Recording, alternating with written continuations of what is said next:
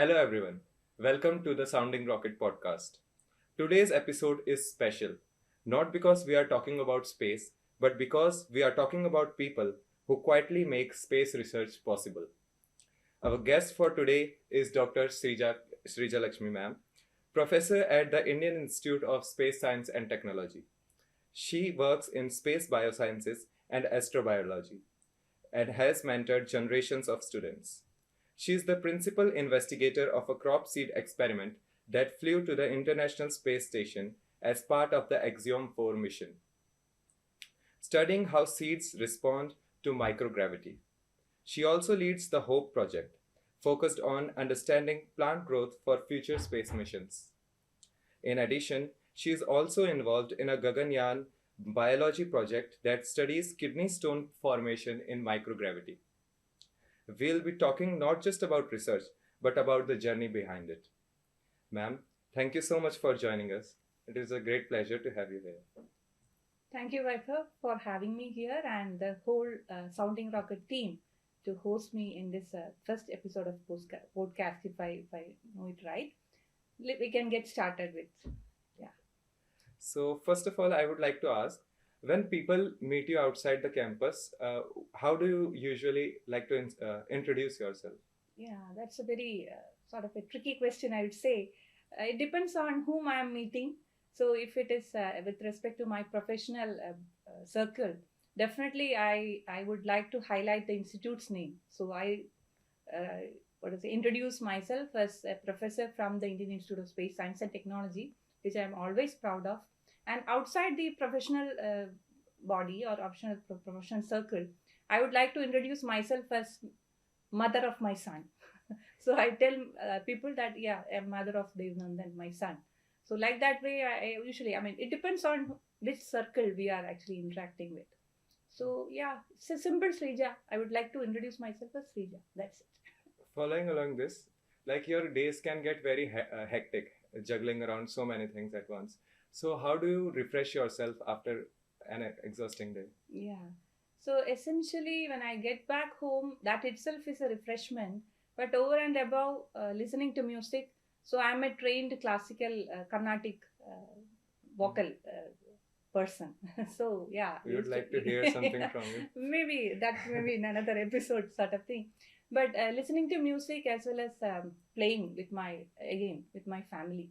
So my son is now in the 10th grade, so playing badminton with him and of course I take care of a lot of plants at home. We have beautiful gardens, so spending time in these several domains actually uh, reboots me.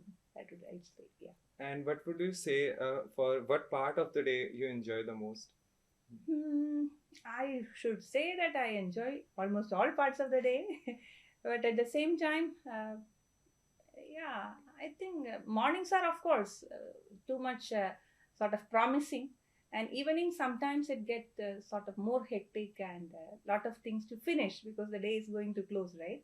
So like that, every part has its own beauty as well as challenge, and I keep to strike a balance between this particular tiredness and this happiness. That's it. For a moment, let's go back to your school days. So, how would you describe your academic life as a student? Yeah, I think I was not the topper, I would say. I was not at all the first rank holder. But at the same time, we tried to manage the level within the first five toppers. The first toppers list, if you take the first five, definitely I was there consistently from my school days to even college days to even my post graduation days. So, consistently, we tried to have that academic excellence. Most importantly, what we were trained to was to focus on the fundamentals. So like that, fundamentals was something that we never compromised on. And exams and all was, I think, not this much relaxed those days. We had to do continuous exams and all. So systematically there was a study process and not too much of pampering, not too much of resources. So we have to, or we had to depend on our teachers the most. So, but I think that really was beneficial, and we do remember most of them even today for that thing. Yeah. Like, ma'am, today we all find ourselves kind of like distracted around in social media and stuff. Maybe those things were not so prominent in your times, Yeah. but still there must have been some distractions and certain things which might have demotivated you. So, Yeah. what kept your motivation going, and what were there any hard phases during your academic life? Essentially, as you rightly pointed out, distractions I think were pretty less compared to the current generation students. But sometimes, I mean, it may not be true for all. Sometimes, no, we were not able to get whatever we wanted.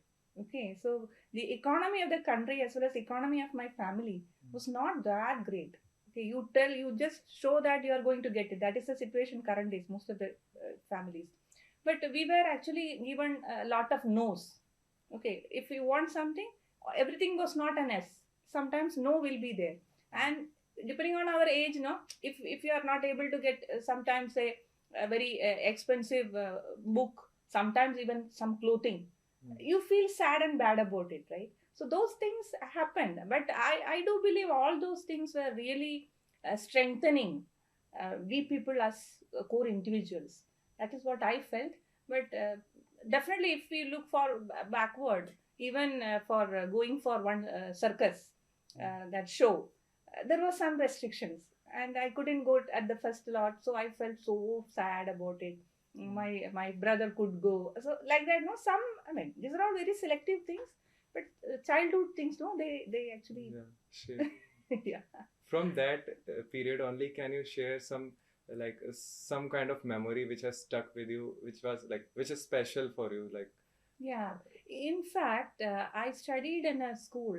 It is actually Asia's biggest school. It turned out to be Asia's biggest school with respect to the strength, St. Mary's High School. So there we had one headmaster, doctor. Actually, he was not a doctorate holder at that time. A. Thomas sir. Okay, I still remember. And we used to have a big, what do you call us, assemblies, mornings, no, gatherings. Yeah. So he used to tell that as a student, you should always be sort of thankful to God for all whatever you have got, including admission to this school. So he used to tell that I always remember broken words, sorry, not broken words, what is spoken words, fed arrow, and words spoken. These three things cannot be taken back. So always remember when you are doing certain things, there are things which cannot be retrieved back. So those things you should not do in such a way that it is going to harm others. That message, no, believe me, even today, when I get up, I think about these words. So such things are really, really important. And even what to say, we live in a different community, right? And keeping what to say, students in different compartments based on some categorization. It can be this economic factor, it can be even caste, religion type of things. Those barriers, it never crossed my mind. As far as I know, even after post graduation, I was thinking, is there such a barrier sort of thing? So for me, the school days were very special. Everybody was in harmony. So we studied in a mixed school also, and I had a brother. So we didn't. I mean, I didn't face any personally any hardships. Everything was enjoyable as far as I remember from this point of time. You have also had exposure beyond the Indian academic spaces. How was your experience at the Kennedy Space Center? How was the atmosphere, the driving ideas among the people you met, and any important takeaways? Yeah.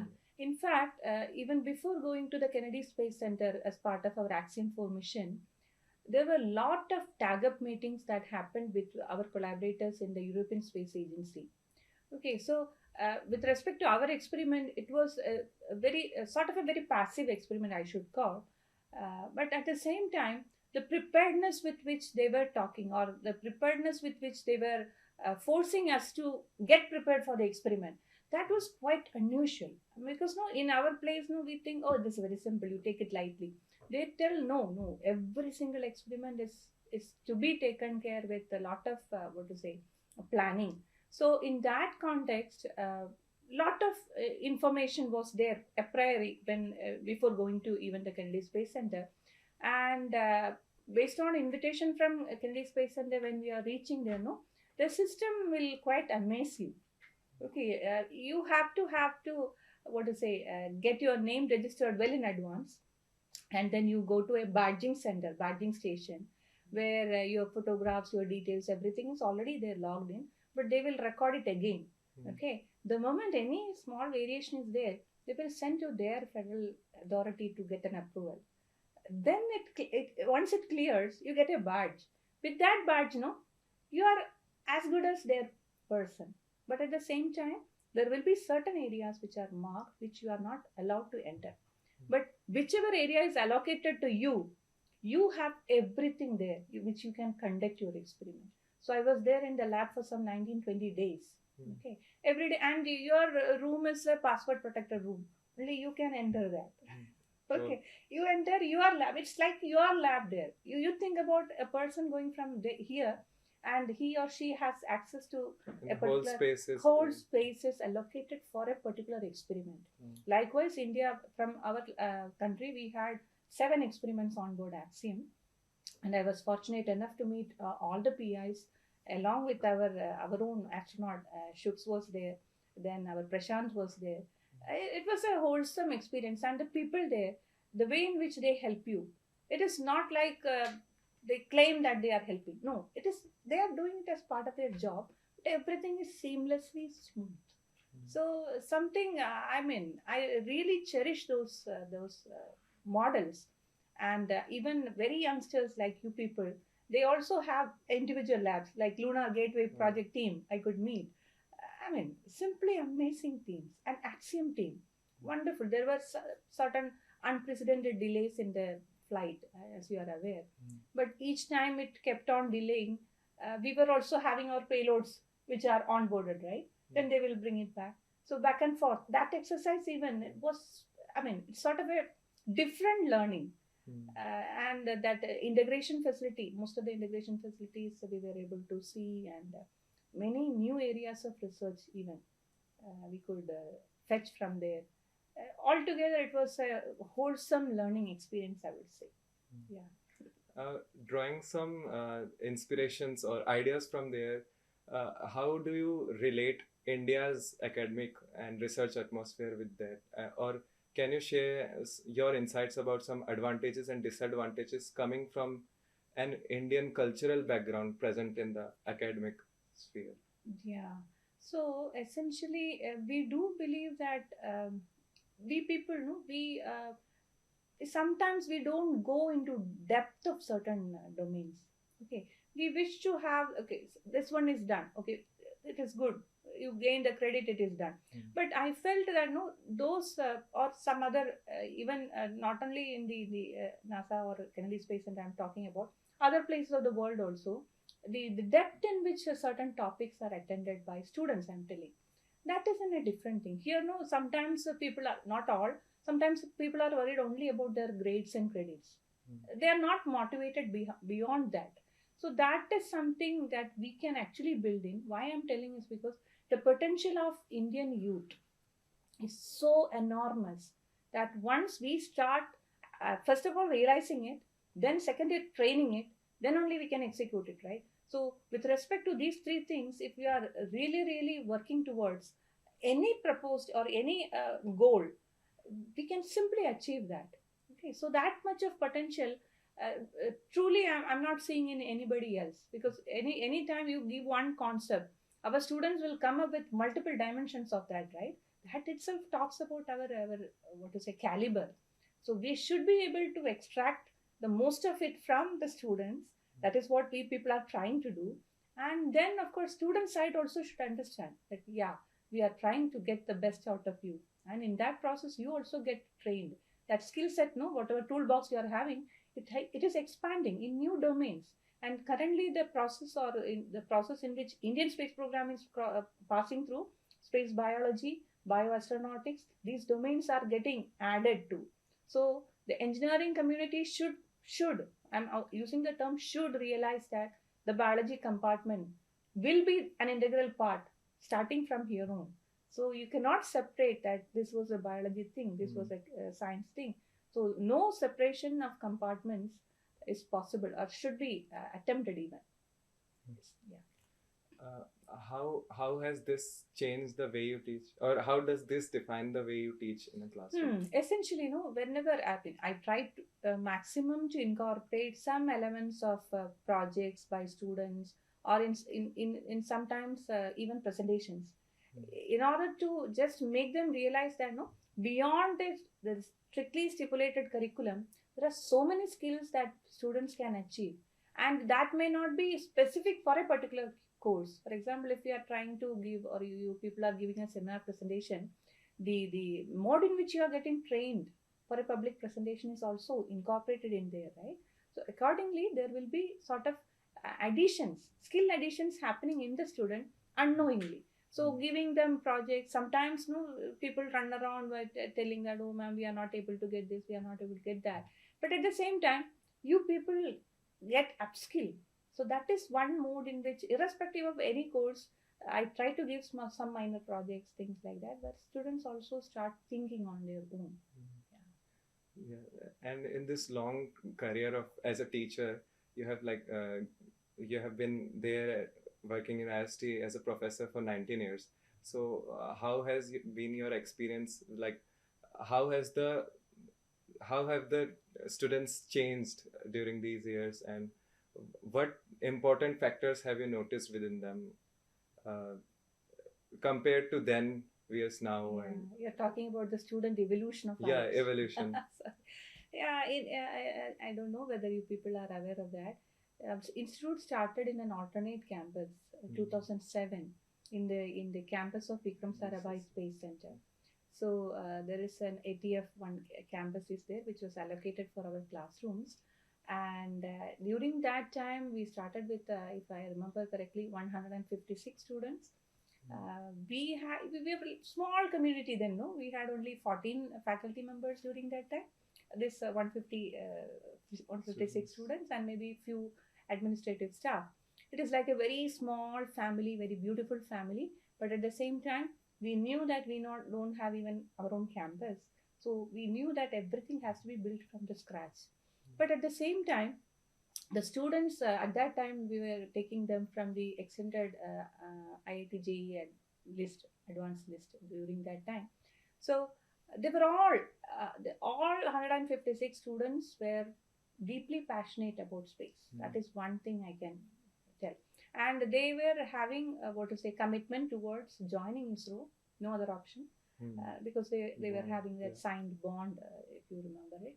And then of course there were certain pamperings which happened, of course, because no first batch, so many things, and they are away from their home, and we were not having that much of an experience handling a residential campus, and the limitation of resources. Of course, we used to take our students to some alternate places for even their laboratory support and all. So from there, we could see that, okay, and the first batch neither had their juniors or seniors, right? So where to learn from? So that is something that we also felt, oh, poor people, like that. Then of course the next batch came in, so we saw the evolution of one batch as seniors, the next batch as juniors. But harmony was always there, no doubt about it. And another advantage is that during this time, these students had an opportunity to go to multiple ISRO labs for their experiments. So learning was in a different mode also, I should say. And the small community, happy community, and even cultural programs, no? We used to train students. I was a dance teacher for them. So so many events are like that. So, but those were beautiful days, I would say. And then Dr. APJ Abdul Kalam used to come there very often. To motivate these students, to keep them inspired. And most of the stalwarts of space program, they used to be our mentors, including all ISRO chairmen. They used to come to the campus. So we have sort of so big an exposure related to the recent things which is happening in the Indian space program. So those things, I think those were all unique for us. And when we migrated to our campus here, IIST campus, In the beginning we had sort of restrictions with respect to sub limitations with respect to available area and all. Everything fitted into the current aerospace block for the past a few years. Then some time back we had this science block coming up. Then later only you have this avionics block and the IDE. So as a person who started right on the first day with the institute, na, I can see how institute grew. And even for our laboratories and all, we have to make these layouts, plans. So after hours, 5:30 to 8:30 most of the day, my days were at VSC along with the maintenance division group there. So we were giving inputs and we were learning a lot of things. So management was something, no, if not in IIST, as a beginner, I could have been a totally different person, I would say. Here now, no, whatever difficulties come, we have that confidence. Yes, we will face it. We can do it. That is why I keep on telling all the students, yes, you can do it. Because we have seen an institute growing from the scratch, even from the foundation stone. It happened like that. So it is doable. Yeah. So that was wonderful. And the college has been blessed with the leadership of personalities like APJ Abdul Kalam from the very beginning. I would like to ask, what is your opinion about the effect that the presence, the conversations with such personalities has on students? Like currently we are having this podcast. What is your opinion about the influence that this has, the ability to create? Yeah, I would say that the influence was really profound. Because this is something, such an opportunity was not a very common thing. Every college student or every student in every academic institute may not have that sort of what to say extravagance, I would say. So, and the moment great leaders like APJ Abdul Kalam used to set foot on the campus itself, the campus elevates in its vibrancy. So that was something magical, I would say. And not only on the students, even on us, even on our staff, no, he created such spells. No? So yeah, I mean, he will simply come and Shrija, he will call and tell. So that brings, no, we feel like, who am I to be called by name? So such a thing, no, those things. I mean, those things are something I don't know, treasures, which will not get erased even if we try for that. Okay. Can I continue? Okay. Now let us dive more towards the research journey that you have undertaken, especially the recent seed experiment that we have been hearing about. Before we get into the details, can you tell us what first sparked the idea of sending seeds to space? Yeah. Seeds have a long sort of heritage of being space travelers. In fact, well beyond, I mean, even before 1940s, it started to have the study of seeds in space. Essentially, one reason is because everything starts from a seed, right? Seed grows into a big plant, or then the cycle repeats. At the same time, for conducting passive experiments in space, seeds are one among the best candidates. Passive experiments means you need not sort of take every resource together with you and conduct a germination experiment. Usually, when we talk about a seed experiment, we talk about a germination experiment, right?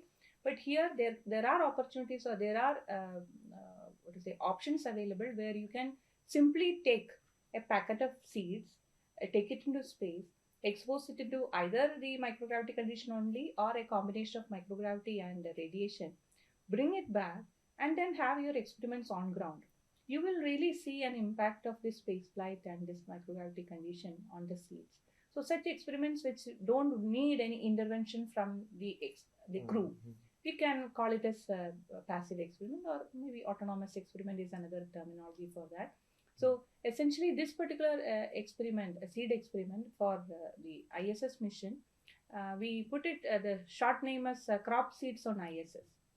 Okay, so scientifically, the experiment was trying to find out the impact of microgravity on growth and yield parameters, and we chose food crop seeds. Okay, so essentially, the plants, well, seeds are actually the beginners, the what to say, foundation stone for plant growth, right? So essentially, when we are trying to research on human space requirements, then food becomes one among the very critical requirements. And we know that the astronauts are regularly taking this sort of processed food, dehydrated one day, rehydrate, use it. Okay, but after a while, if you are talking about long duration missions, fresh food is one requirement. So, how do you know that a certain crop seeds can survive the conditions of space? Okay, and we wanted to explore our own Indian centric some crop seeds. So, we used rice, we used then cowpeas, then we used this some vegetables like brinjal, tomato, and even oil seed, til ka yeah. So even these five varieties of seeds were actually used in order to find whether they survive the space condition. But here, also one thing to remember, it was kept inside the International Space Station, so the seeds will be experiencing microgravity for sure. But at the same time, the temperature extremes and the radiations are the one which is available inside the ISS. It was not exposed. Cosmic. Yeah, cosmic radiation was not explored in this particular case, but we wanted. But during this tenure of experiment, that external arm, no robotic arm, that was they were not planning to operate it, so we couldn't have that space exposure. Otherwise, we could have got a second set of experiments also. So after the we planned for a 14-day mission, but lucky for us, the mission got extended to another 4 more days. So 18 days total exposure we got for the seeds. They came back. Now one generation of complete growth of the seeds happened in university here, agriculture university, and we have data, very exciting data. Very soon they are going to get started. I mean, publishing. We will start publishing very soon. So seeds are, I mean, they tell a lot of stories. Okay, and they are motivating us that the future of space programs are going to be bright only, provided you give the ample hardware support. That is the next challenge. That and that brings me to one more project that currently we are doing. We call it as HOPE, humanoid in loop plant experiment. So that is actually trying to germinate the seeds inside artificially made habitat with all conditions controlled, including the substrate, the humidity, the temperature. So for plant to plant, the requirements may be different, right? So we are trying to explore which habitat is going to best support a given seed under the given conditions, so that you can provide fresh food to the astronauts. One more point here, because maybe students will be watching this. Other than this food, the plants are also best in gulping the carbon dioxide and leaving out oxygen, right? So they are the ideal candidates to become part of what we call as the bioregenerative life support system, which is an essential component for any human space missions, especially long duration ones. So these are all the reasons why. So we have been imagining like very distant space travels, and for that, like Exactly. we want to grow food in space. Food in space, yeah, and control the environment using, like in our Earth, na, we'll be having plants, everything coexisting. So humans, plants, organisms, microbes. So that ecosystem we want to. Yes, we have to recreate in space. And are there any misconceptions or myths around it which exist, which you might have about seeds, huh? around these kinds of people have sort of like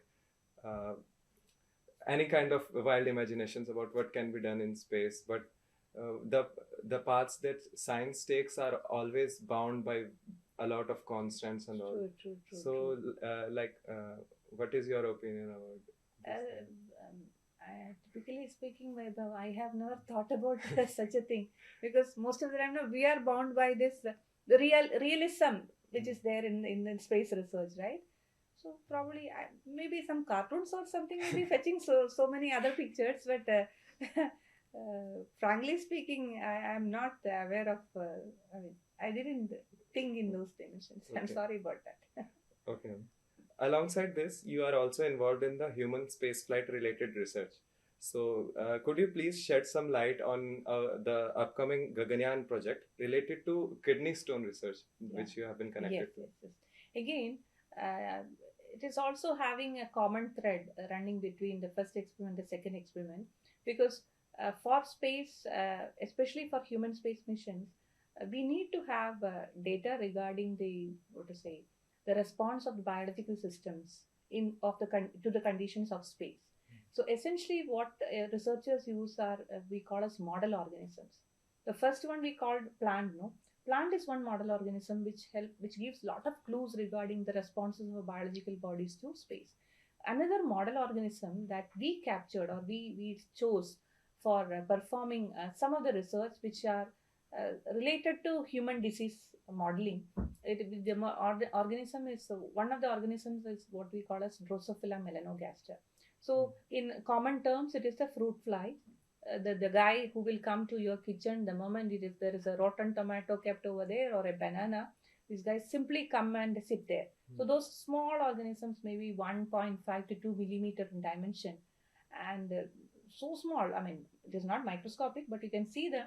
But those organisms are having a lineage of say over 100 years of research in the form of a genetic model organism.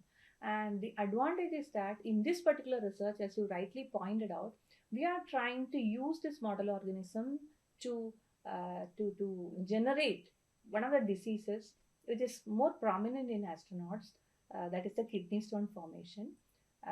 And we have the flies, which are again, from researchers' point of view, they are called the golden bugs. So we have a 75% disease gene similarity between this Drosophila and the humans.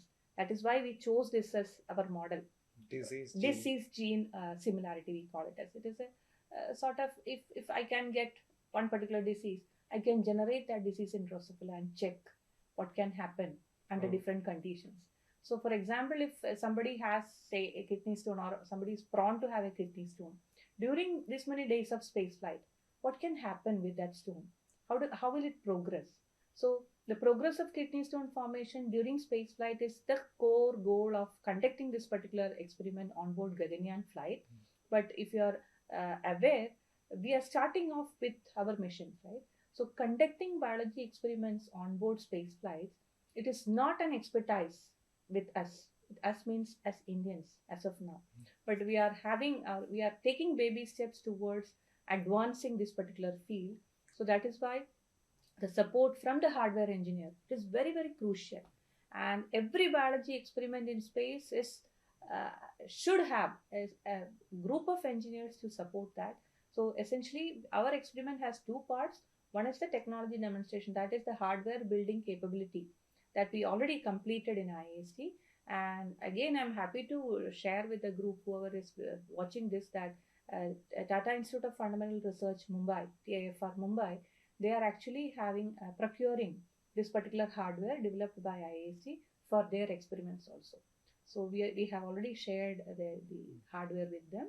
So again, this is going to be a 100% autonomous experiment in the uncrewed mission of Gaganyaan, following multiple, the upcoming missions may also give us an opportunity for flying, and this data will be useful to understand the human health, how it progresses.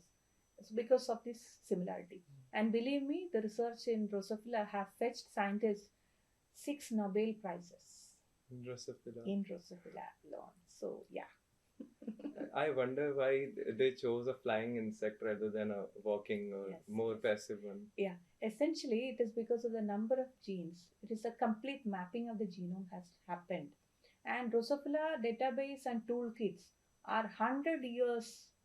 So from beginning itself? Was this accidental that they began with that particular insect? Sort of. It started long back in Morgan's lab somewhere in England. It may not be an accident, but this much of powerful the flies, they might have accumulated data over the years must have proven. So it is a beautiful system. Yeah. So we established a space biology laboratory exclusively. So we have a laboratory running from 2020 using the Drosophila research, and multiple diseases now we are modeling, and even our PhD students are working on this model organisms. So Now, wrapping up this podcast, I would like to pose one final question to you. Like, how would you envision the future of India in the domain of space? And what are your messages to the current generation of students? Uh, how should they make their decisions in this fast evolving world, and how should they see space in the future? What is the importance, what is the impact space is going to have in Yeah. their lives? Actually, the impact of space has been documented very, very nicely. Okay.